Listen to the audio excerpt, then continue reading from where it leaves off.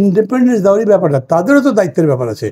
Police হলো সবচাইতে vital instrument বা ইন্টারনাল অ্যাডমিনিস্ট্রেশনের জন্য এবং নির্বাচনের জন্য, সেটা করা দরকার। কীরকম হয়েছে জানেন, এইবার কিন্তু মানুষের এক্সপেকটেশন অনেক হাই, বাট পলিটিক্যাল পার্টিগুলোর বিহেভিয়ার তার সাথে যাচ্ছে না। That is the reality. এখানে মোবারক ভাই আছেন, একসাথে জেলে ছিলাম অনেক দিন, সুখে দুঃখে অনেক দিন ছিলাম। তারপরে আমি বলি, হঠাৎ করে আগে দেখলাম কীরকম বিএনপি জামাত এক হয়ে গেছে, এখন আবার সেপারেট হয়ে গেছে। তখন একই হয়েছিল কেন, আর এখন আলাদা হলো কেন তা জানি না। এবং পরস্পরের সাথে এক ধরনের পরিস্থিতিতে হচ্ছে দিন দিন মনে হচ্ছে যেন ঘনীভূত হচ্ছে। ক্রাইসিস ওই জায়গায়। মাহমুদুর রহমান মান্না, স্বপন আর রাশেদের মধ্যে ঝগড়াঝাটি লেগে যাবে এরকম কিন্তু সম্ভাবনা নাই। এটা হলে খুব বড় কিছু হবে সেটাও না। You make responsible the big political party, যে তোমরা রিয়েলি কী করছো। সাকসেস অফ দিস ইলেকশন যেটা মানুষের কাছে গ্রহণযোগ্য হবে সেটা নির্ভর করে মূলত বড় রাজনৈতিক দলের উপরে। তার সামনে আমি তো দেখছি এই গভর্নমেন্টটা সবাই, ইলেকশন কমিশন তো আবার এই গভর্নমেন্টের কাছে অনেকটা সারেন্ডার করার টাইপের। অবশ্য কারণ একটা আছে, যেমন আমিও প্রফেসর ইউনূসকে এত বেশি সম্মান করি, খুব পেটের মধ্যে আসে তখন ক্রিটিসাইজ করি, নাহলে করতে চাই। হি ওয়াজ মাই টিচার। যিনি সিইসি উনিও তার ছাত্র ছিলেন আমার 2 বছর 3 বছর পরে, উনিও সম্মান করেই করেন। কিন্তু যখন আপনি পলিটিক্যাল রেসপন্সিবিলিটি পান তখন ইট শুড বি ইকুয়াল, সমানের ভিত্তিতে সত্য মনে করবেন তাই করবেন। আমি এরকম মনে করছি যা যা চলছে, বাকি যে সমস্ত ফ্যাক্টগুলো বলেছেন সমস্ত কিছু সত্যি। মামলা দিচ্ছে, দেখছে, মনে করছে যে এই ক্যান্ডিডেট ও তার প্রতিদ্বন্দ্বী হতে পারে, তার নামে যদি মামলা দিতে নাও পারে, তার সবচেয়ে ঘনিষ্ঠ যে লোক যে তার জন্য ওয়ার্ক করতে পারে তার নামে মামলা দিচ্ছে, পুলিশ মামলা দিচ্ছে। এইদিকে যদি দেয় পুলিশ কিছু করছে না, তাহলে পুলিশগুলো যখন যেতে থাকবে তখন কি হবে। সমস্ত জায়গাতে যে পোস্টিং হয়েছে দেখেন, ডিসি এসপি তো খুবই ভাইটাল না, কিন্তু এসব সম্পর্কে আপনাদের কি বক্তব্য আছে? থানার একটা ওসি যদি ঠিক মতো দিতে পারি তো ভোট তো অর্ধেক জিতে যাবো। কী করতে পারবেন আপনারা? যতই বড় বড় সভা করেন না, যাই করেন না কেন, যতই অনলাইন প্রচার করতে থাকেন, যদি মানুষের মধ্যে জাগরণ হয় তাহলে একটা জিততে পারবেন।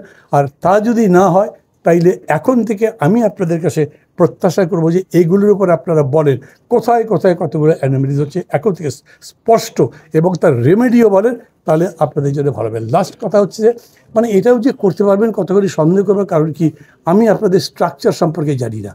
আমাদের পলিটিক্যাল পার্টিগুলোতে কী হয় সবাই নিশ্চয়ই বোঝেন, আমরা একটা প্রসেসের মধ্যে দিয়ে বড়তে থাকি।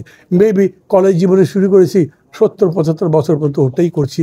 আমাদের সারেন্ডার করতে হবে, আমাদের অন্য কনসিডারেশন দেয়। কিন্তু আপনারা যে স্ট্রাকচার করেছেন, আপনাদের উদ্যোক্তাদের ব্যাকগ্রাউন্ড কী, আপনারা কি চাকরিজীবী, আপনারা কীভাবে আছেন, আপনারা যে নতুন নতুন অবজারভার অ্যাপয়েন্ট করছেন, যাদেরকে ফিল্ড অফিসার বানাচ্ছেন, তারা কারা, কীভাবে অ্যাপয়েন্ট করছেন, তাদের কি বেতন দেন, ওদের কি পারচেস করা সম্ভব? আপনি বেতন দেন, যাই অ্যামাউন্টই দেন না কেন, আই এম এ ক্যান্ডিডেট, আপনাদের এরকম 10টা অবজারভার কিনে ফেলবো, আটকাতে পারবেন কোনোভাবে? এগুলো খুব ইথিক্যাল কোয়েশ্চেন। আমি দায়ী করার জন্য বলছি না, টোটাল বিষয়টা বুঝে নির্বাচন পর্যবেক্ষণ টিমগুলো যদি যেরকম করে আপনার ফেডারেশন টাইপের একটা কিছু করেছেন, তো এরা যদি ফাংশন করে এখন থেকে, আমি মনে করি তাহলে ইলেকশন আরও বেশি পজিটিভ হতে পারে। একটা জিনিস সত্যি, মানুষের প্রত্যাশা অনেক বেশি, মানুষ এখনও প্রতিবাদী। যদি দেখে যে ওই সমস্ত মানে যে 24-এর অভ্যুত্থানে যে স্পিরিট ছিল সেটার সাথে বেইমানি করেছে, বিশ্বাসঘাতকতা করেছে, তাহলে তার বিরুদ্ধে মানুষ আবারও রুখে দাঁড়াতে পারে। এটা কিন্তু আমার মনে হয়। যদি অনেকে বলেন এত ঘন ঘন কি অভ্যুত্থান হয় নাকি, ঘন ঘন অভ্যুত্থান তো হয়েছে। প্যারিসে যে বিপ্লব হয়েছে ফ্রান্সের, ওটা তো কিছুদিন পর হয়েছে, 5টা রিপাবলিক হয়েছে নতুন। বাংলাদেশেও যদি এরকম হয় যে ওই রকম জুলুম চলছে আর তার বিরুদ্ধে আমরা সব নীরব থাকি, আমি দেখছি অ্যানোমালিজ হচ্ছে, দেখছি আইন ভাঙ্গা হচ্ছে, কিন্তু কিছু করছি না, কোনো সোশ্যাল ফোর্সও নাই, পলিটিক্যাল ফোর্সও নাই, তাহলে মানুষ মিয়ে যাবে।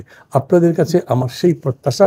আর আপনাদের অন্য কোনো রকম চ্যালেঞ্জ আছে আমার মনে হয় না। ধরেন আমি খুব সিনসিয়ারলি চাই যে এই রকম নির্বাচন পর্যবেক্ষক দল আরও বেশি করে হোক, কিন্তু তাদের পর্যবেক্ষণ যা সেটা অনেস্টি করুক এবং খুব সাহসিকতার সাথে সবার সামনে সেটা প্রকাশ করুক।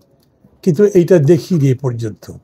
এই দেশে খুব বড় ইতিহাস হয়েছে। ধরেন শামসুজ্জোহা সাহেব রাজশাহী ইউনিভার্সিটিতে 69-এর আগে যে জীবন দিয়েছেন একজন শিক্ষক, এই ধরনের সর্বশেষ যেটা আমরা আবু সাইদকে দেখলাম আছে। কিন্তু কিছু কিছু লোক আছে, সোকল সিভিল সোসাইটি কিংবা মনে করেন যেটা এই নির্বাচনের পর্যবেক্ষণের কমিটি হয়েছে, এরা হলো সেই ধরনের সিভিল সোসাইটি যারা খুব সিভিল, ভদ্রলোক, সুবোধ বালকের মতো। ওখানে গোলমাল হয়েছে, ওটা তো আমার দেখার বিষয় নয়, আমি আমার কাজ করছি। এবারে ড্রয়িং রুম ইন্টেলেকচুয়ালিজমের মতো। এখন পৃথিবী হলো পাবলিক ইন্টেলেকচুয়ালিজম। জনগণের থেকে শিক্ষা নিয়ে জনগণকে আপনারা পরামর্শ বলবেন এবং তাতে যাতে জনগণের উত্থান হয় সেই রকম সাহস নিয়ে কি আমরা কাজ করছি? যেমন ধরেন, আমার কাছে মনে হয়েছে যে আপনারা এই উদ্যোগটা নিলেন, খুবই ভালো, কিন্তু আমি আপনাদের সম্পর্কে কিছু জানি না। আপনারা কয়েকটা সংগঠন মিলে শুরু করেছেন, এই সংগঠনগুলো এই কাজগুলো করছেন। হোয়াট ইউ রিয়েলি অবজার্ভ, এই পর্যন্ত কি দেখেছেন? আমরা রাজনৈতিক দলগুলো যে অভিযোগগুলো করছি, আমরা কি ফালতু অভিযোগ করছি? আমরা যে সরকারের নিরপেক্ষতা নিয়ে প্রশ্ন করছি, আমরা যে সরকারের ক্ষমতার অপব্যবহার নিয়ে প্রশ্ন করছি, আরও অনেকগুলো কথা বলছি। মানে এক উপদেষ্টা শত শত কোটি টাকা তার নির্বাচনের জন্য ব্যয় করছেন, তার নিজের কনস্টিটিউন্সি দিচ্ছেন, ঢাকার 3টা কনস্টিটিউন্সি দিচ্ছেন। আপনাদের এই ব্যাপারে তো কোনো বক্তব্য নাই, মনে করেন কি না যেটা অন্যায়? ঠিক এরকম করে ধরেন আরও ক্ষমতার যতগুলো অপব্যবহার হয়েছে সেগুলো কি বলছেন? এখনই বলেন না, ভোটের পরে যে বলবেন এটা বিশ্বাস করা যাবে? এখনই সরকারের জন্য বলছেন না, আর তখন নির্বাচনের পরে যারা জিতবে, এখনই তো গুনে গুনে পুলিশ চলে। পুলিশের কাছে মামলা দিতে গেলে যদি দেখে যে না এই লোক জিতে তো ক্ষমতায় যেতে পারে, মামলাই নেয় না। এরপরে যখন ভোট হবে না, ভোটের দিন ভোটের বাক্স বগলের নিচে হাঁটা দিল, ও যদি দেখে যে ওই ক্ষমতায় যাবে, তাহলে পুলিশও কিছু করবে না। পুলিশ সম্পর্কে আমি ক্রিটিক্যাল এই কারণে, আমি দেখছি যে গভর্নমেন্ট এই পুলিশকে স্ট্রেটেন করার জন্যে, এইটাকে তার দায়িত্ব যথাযথভাবে পালন করবার জন্যে যা করা উচিত ছিল কিচ্ছু করেনি। 2বার প্রফেসর ইউনূস তাদের সাথে বসেছেন, তাদের বলবার কথা ছিল দেখো এত বড় একটা অভ্যুত্থান হয়েছে, অনেক ঘটনা ঘটেছে, তোমাদের উপর একটা ট্রমা তৈরি হয়েছে, পুলিশকে পিটিয়ে মানুষ গাছে লটকে রেখেছে, ভয় হয়তো পাচ্ছ, কিন্তু আমি তোমাকে অ্যাসিওর করছি এরকম ঘটনা আর ঘটবে না। কিন্তু যারা মানবতা বিরোধী অপরাধ করেছো তাদের তো বিচার হবে, সাজা হবে, তোমরা দেশ গড়ার কাজে আসো। আমি এই রকম অ্যাপিল দেখিনি। আমি পুলিশের পক্ষ থেকে সর্বশেষ বাহার সাহেব মানে আইজি, উনি কিছু কথা বলেছেন, কিন্তু সেটাও হলো কেবল তাদেরকে ইন্ডিপেন্ডেন্স দেওয়া হোক এইটুকু বলেছেন।